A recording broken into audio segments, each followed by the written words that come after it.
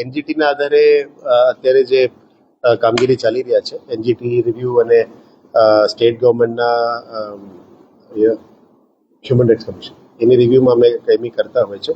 એટલે જે ડ્રેનેજ પાણી અંદર જઈ રહ્યા છે વિશ્વામિત્રીની અંદર, એ 12 જગ્યા આઈડેન્ટિફાઈ કરીને એને બ્લોક કરવાનું કામગીરી પણ હાથ ધરવામાં આવી રહ્યા છે.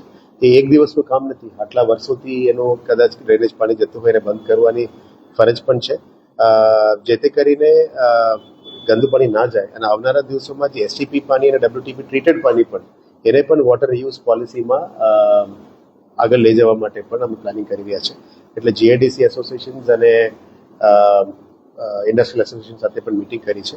વડોદરા મહાનગરપાલિકા માટે વોટર રિયુઝ પોલિસી અમલીકરણમાં લાવવા માટે બહુ જરૂરી છે, જેથી કરીને ગ્રે વોટર અને એસટીપી વોટર ત્યાં ના જવું જોઈએ. એના માટે અમે તૈયારીઓ કરી રહ્યા છે.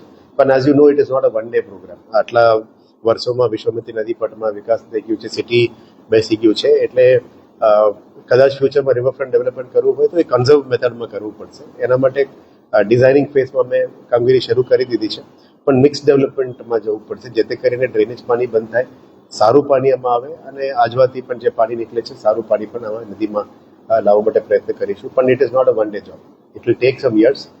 પણ ઇનિશિયલ ફેઝસનું જે શુદ્ધિકરણ, રિવર પટ્ટો વાઇડનિંગ અને ડીપનિંગની કામગીરી કરી છે, હવે શુદ્ધિકરણ અને વિકાસનું કામ કરવું પડે. એ અમે અત્યારે ડિઝાઇનિંગ ફેઝમાં